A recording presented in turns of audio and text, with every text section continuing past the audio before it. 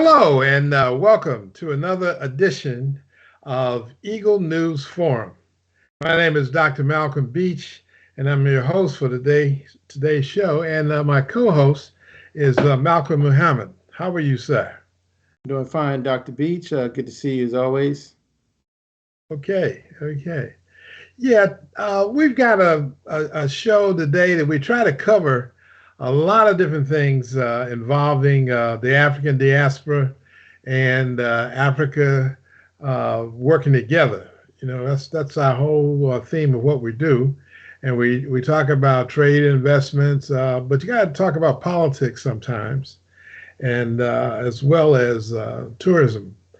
What I want to reflect on recently, a couple of things. One, the UN General Assembly in New York was held recently, and a lot of the African leaders had an opportunity to speak at the UN and share their vision of what's going on in the world and what's going on in their country, and most importantly, how they feel about how the Western nations treat some of the African countries.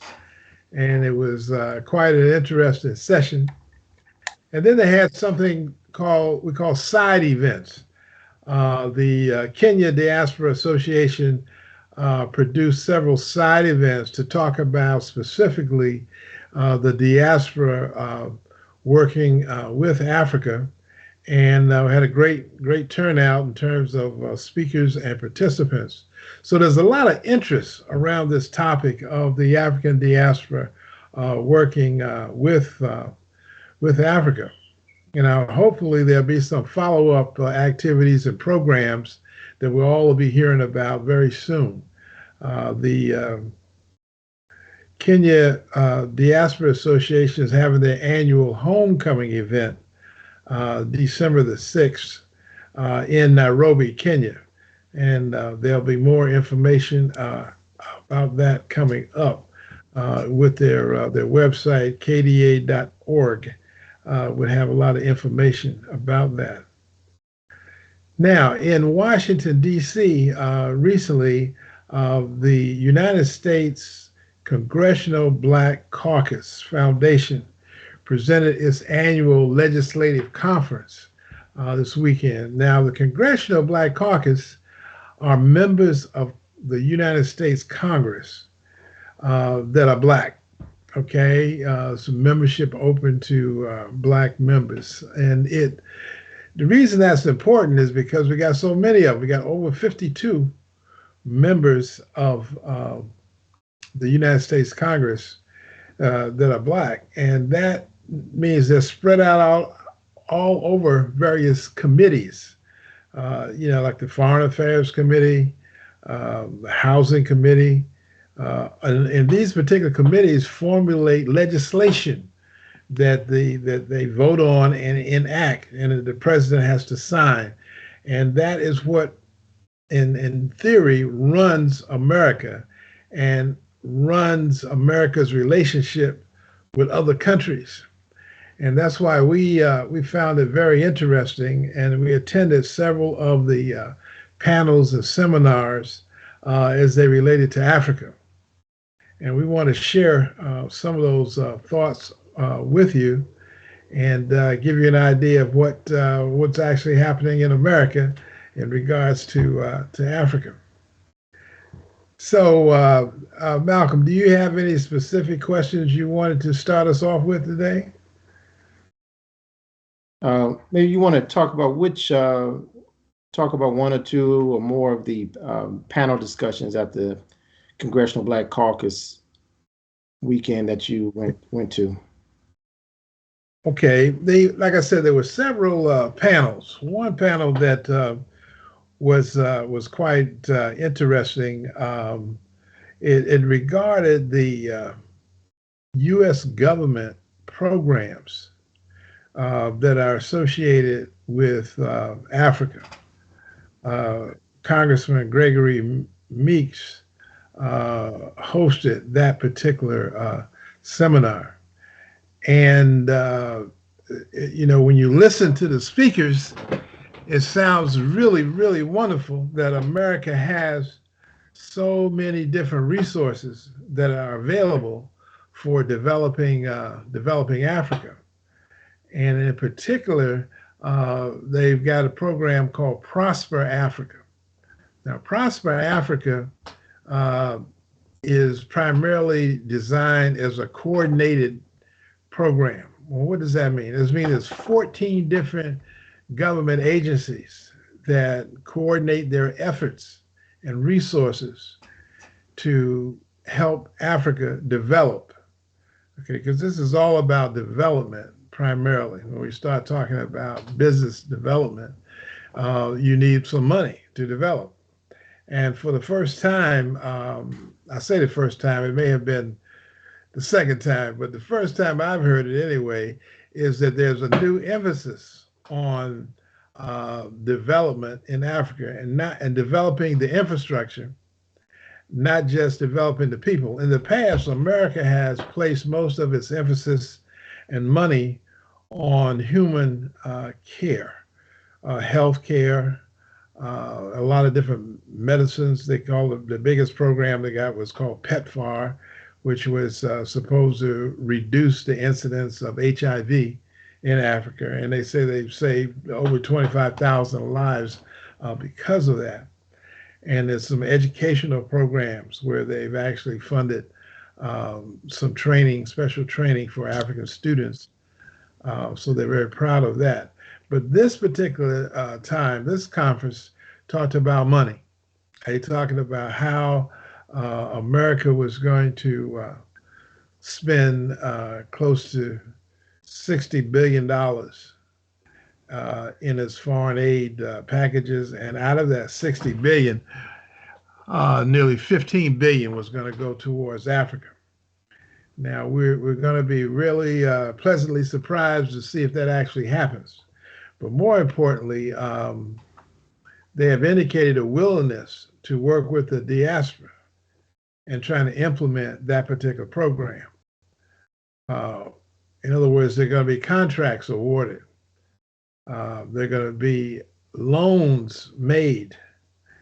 And what we're suggesting, out of $15 billion, there ought to be a way to ensure that the African diaspora gets involved, as well as the African countries. It's no good to keep talking about aid and development of Africa if none of the Africans in the African diaspora benefit.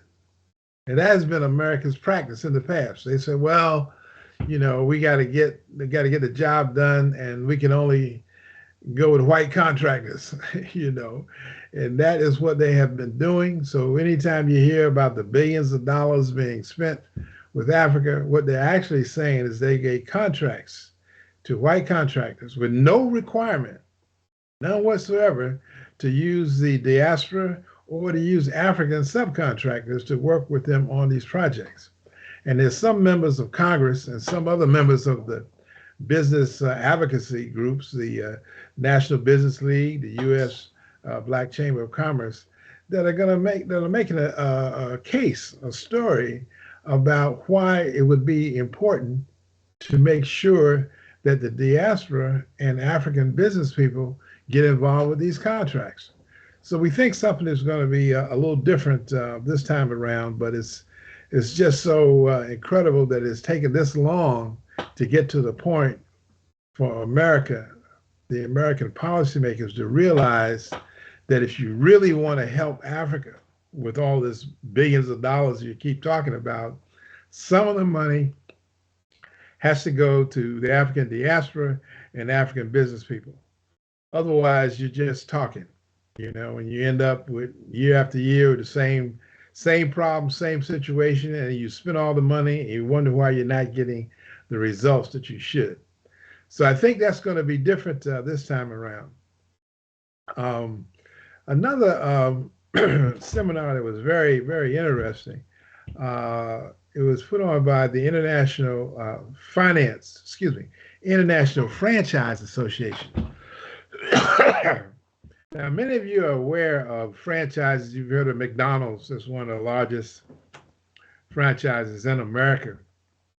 But there are many others: pizza franchises, hot dog franchises, and those are just the fast food part. And the fast foods are really only 30% of the franchises. The other 60, 65% are things like hardware stores and lighting stores. All kinds of businesses have franchise operations. Now, why is that important?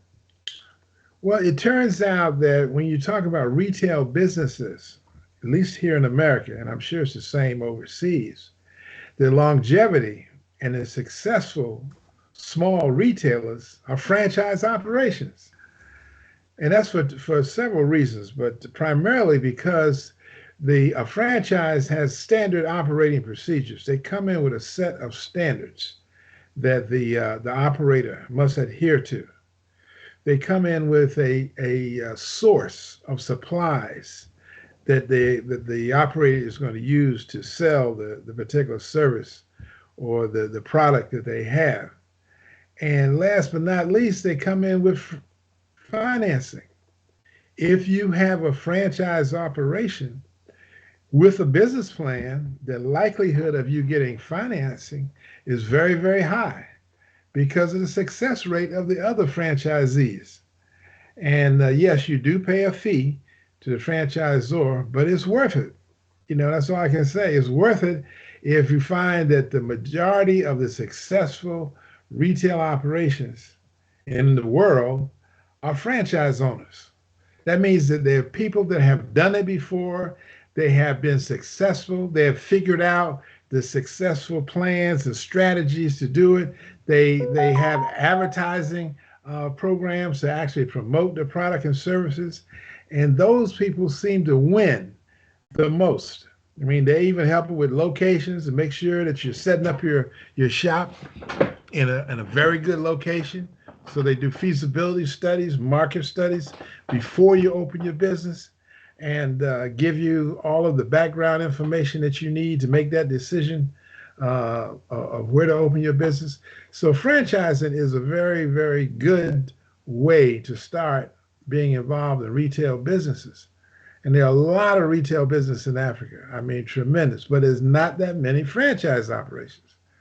So that means that there's a value added, a profit-making effort that is not being embraced by a lot of African business people that should be, and they would be a lot more successful than they are now if they got more involved in franchise operations. So those are the things that we gathered from the conferences, that there is going to be more support and strategic thinking from the American government. And then there's going to be some great interest in international franchising.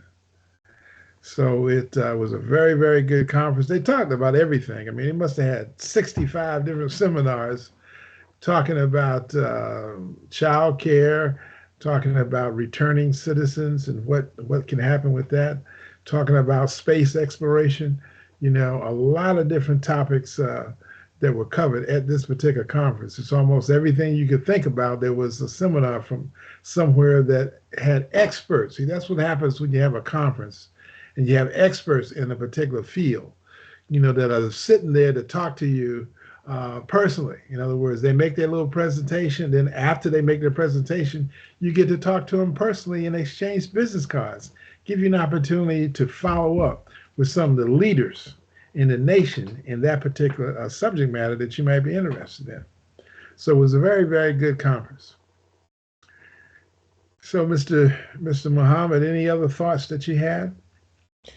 You mentioned the Kenyan diaspora had a meeting associated with the UN gathering. Yes. You want to tell us a little bit about that? Yes. Now that the chairman of the Kenya Diaspora Alliance, they're based in Nairobi, Kenya, and they've got 45 chapters of the diaspora all around the world. And they have, of course, the majority of the chapters, I think about half of them are in the United States. And the thing that they have been doing is trying to push for more government involvement in trying to solicit support for the diaspora to do business in Kenya. And the purpose of their conference was to remind all of the leaders, a lot of the African leaders, that the diaspora is very important to your economic development in the short term and in the long term. You know, it turns out that the majority of money flowing to Africa from outside of Africa is something called remittances. These dollars that are sent every day to Africa from the diaspora to their family members. And that's primarily where the money is going. But the interesting part is this money is a large part of the GDP of these African countries. In fact, these remittances represent more money coming to Africa than all the Western countries' development funding put together.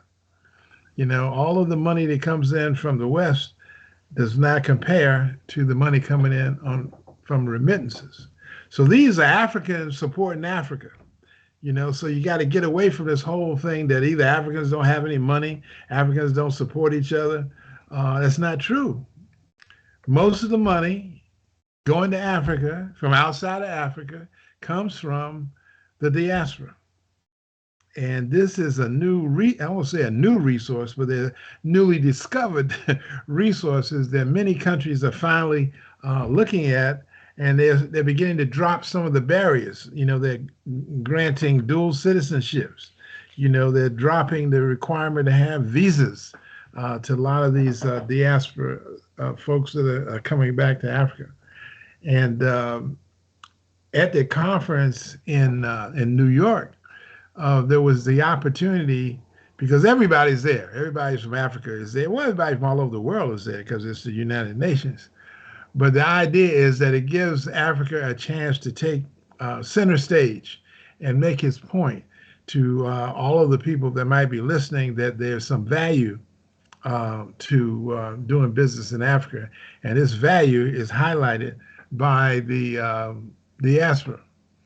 And like I said, the Kenya Diaspora Alliance hosted that particular meeting, and they are really a strong organization that is pushing the idea that the diaspora should be working more closely with African countries, and likewise that the African government should acknowledge this support and do everything they can to ensure there's no roadblocks. Because a lot of times in life, you know, people just put up roadblocks. You know, they're afraid of something of the unknown.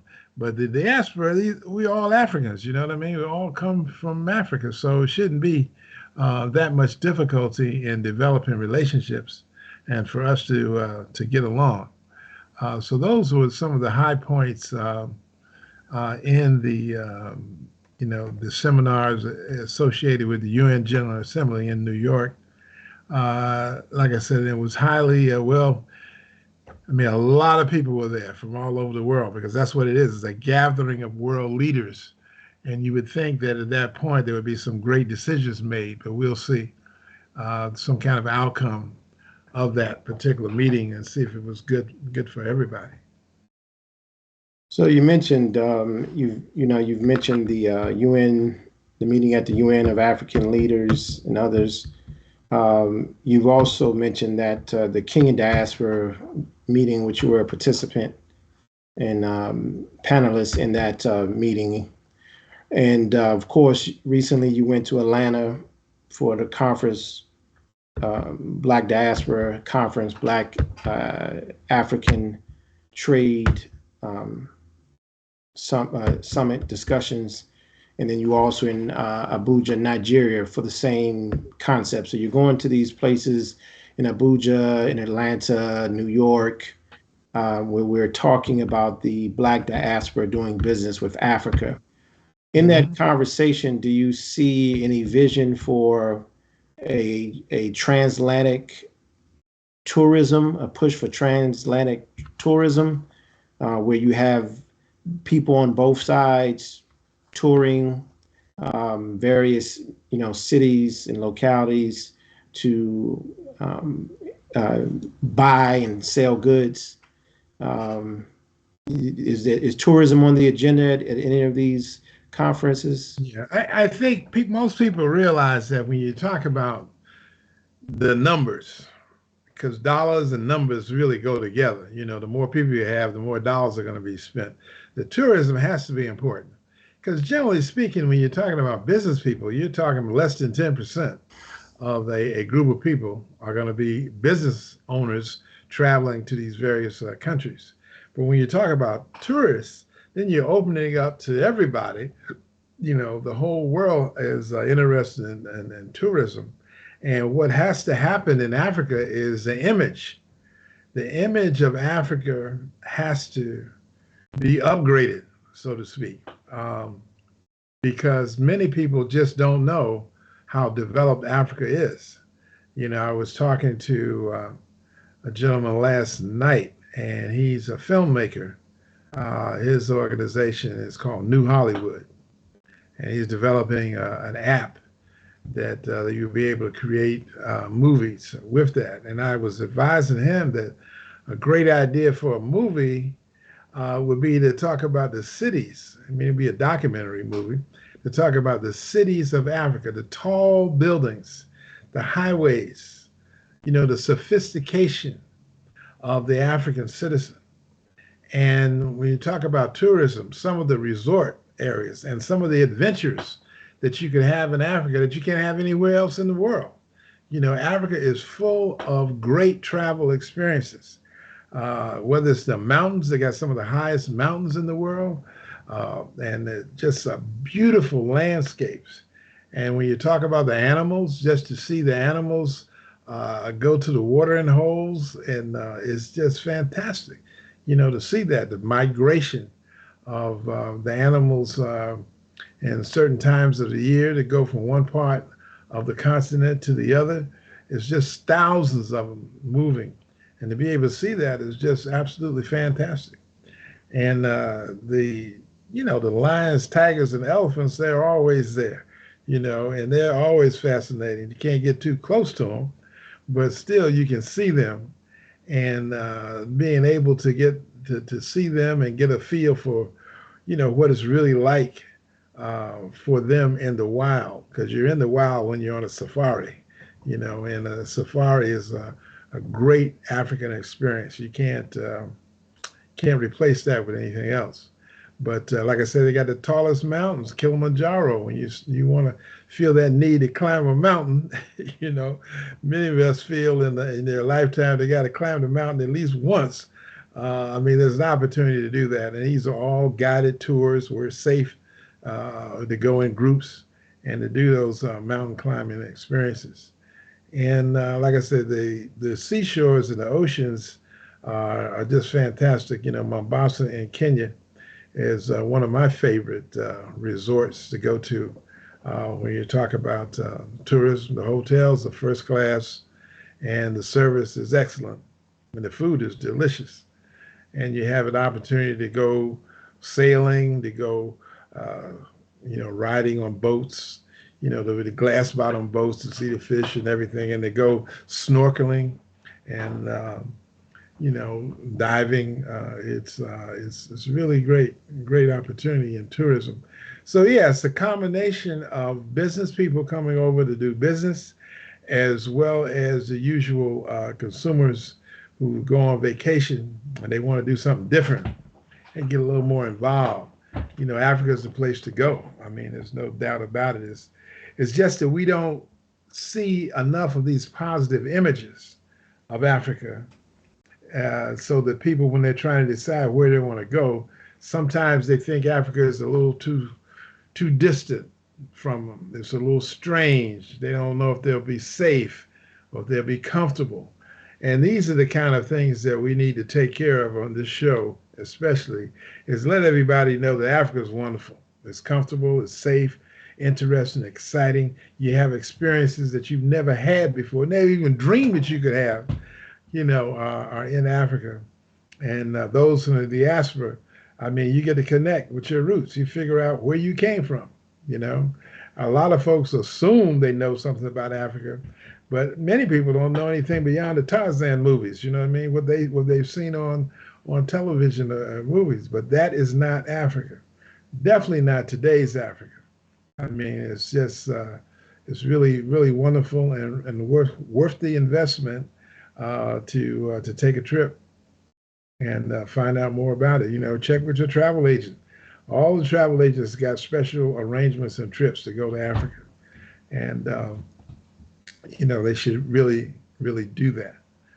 Um, I think it'd be interesting to know whether or not the billionaires in America who are of African descent, such as Bob Johnson, Oprah Winfrey, is it Byron Allen, and these three people are in media. We have other entertainers who are reportedly billionaires as well, but they're all of African descent. It'd be interesting to know what is their level of interest in giving Africa, people of African descent, a good image.